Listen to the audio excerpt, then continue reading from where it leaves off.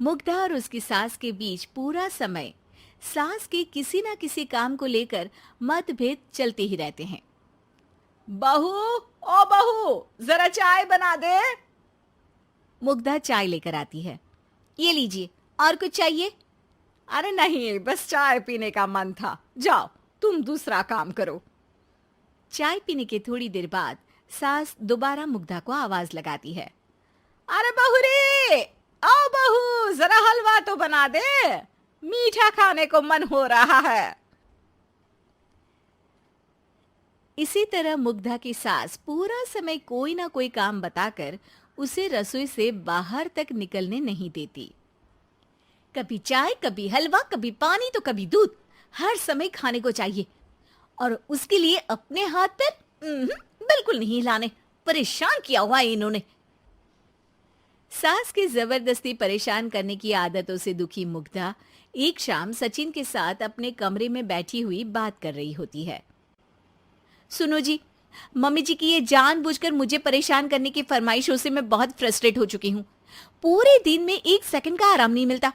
रसोई से बाहर कदम रखती नहीं कि बहू ये बना दे, बहुरी वो बना दे। अरे इनकी फरमाइशें चलती ही रहती है। अरे मुग्धा, माँ खाने की शौकीन है, पर उम्र हो चली है, खुद खाना नहीं बना सकती, इसलिए तुमसे बोलती है। अरे तो शौक भी उम्र देख कर रखने चाहिए ना। समझ में नहीं आता, हर समय फेविकॉल का जोड़ लगाए सोफे से चिपके बैठी रहती है। इतना सब डाइजेस्ट कैसे हो जाता है उन्हें?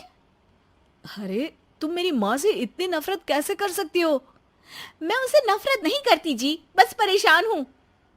जहां मुग्धा अपने पति से ये सब बोल रही होती है, वहीं उसकी सास भी कमरे के बाहर दरवाजे से कान लगाए सारी बातें सुन रही होती है और अगली दोपहर रसोई में मुग्धा के पास जाती है।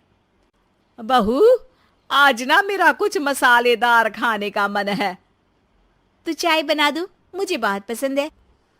अरे ना, ऐसा कर लिट्टी चोखा बना ले।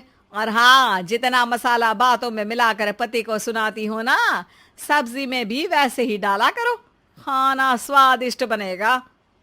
सास की बात सुनकर मुग्धा हैरान रह जाती है। मतलब अब पूरा समय मुझ पर हुक्म चलाने के साथ बंद कमरे में हुई पति पत्नी की बीच की बातें भी सुनती है? अरे बात जब मेरी थी तो सुनने में क्या दिक्कत है?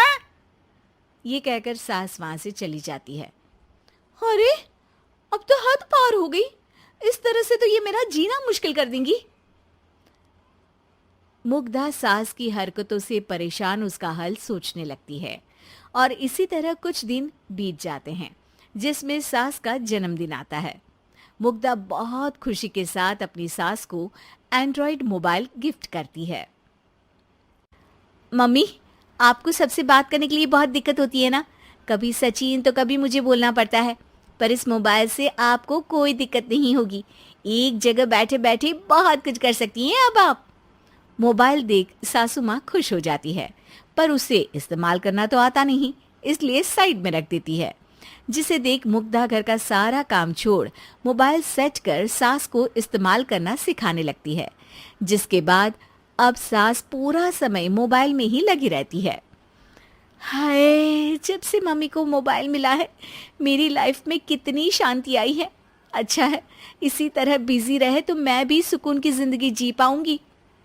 अब मुग्धा जब मन करे काम करना, जैसा चाहे वैसा खाना बनाकर खाना, पूरा समय रिलैक्स और खुश रहने लगती है। क्या बात है, आजकल तुम बहुत चहक रही हो। अरे मम्मी जी से छुटकारा जो मिला है, अब ना फरमाइशें ना छुप छुप कर बातें सुनना। अच्छा, तो मोबाइल गिफ्ट करने की ये स्कीम थी। इसी तरह दिन बीतते हैं और अब मोबाइल पर लगी सास फरमाइशों की जगह सवालों के लिए बहू को आवाजें लगाना शुरू कर देती है। अरे बहू, सुन तो, देख जरा किसी का फोन क्यों नहीं मिल रहा?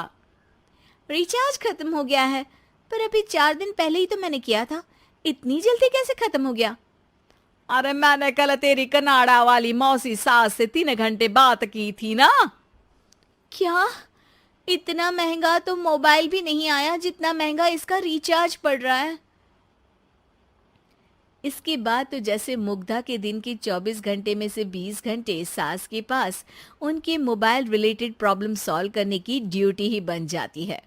अरे मुग्धा, ये मोबाइल में अचानक तेरी मौसी सास की शक्ल क्यों दिखने लगी? और ये तो हिल भी रही है।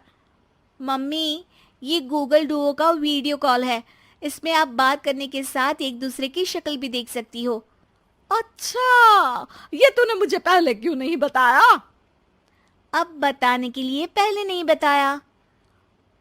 इसी बीच सचिन भी वहां आ जाता है और सास अपनी वीडियो कॉल में बिजी हो जाती है। क्यों, सास बहू में क्या गपशप चल रही है? इसे गपशप नहीं, दिमाग का दही होना बोलते हैं।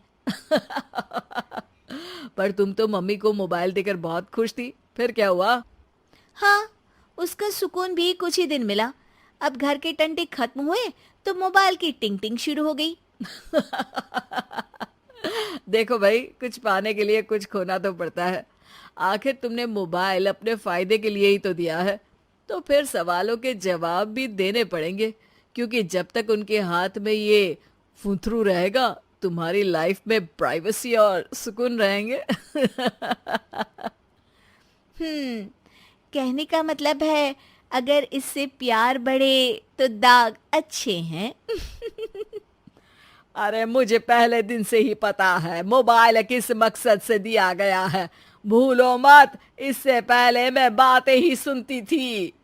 सास की ये बात सुनकर मुग्धा शॉक में और सचिन हंसता रह जाता है।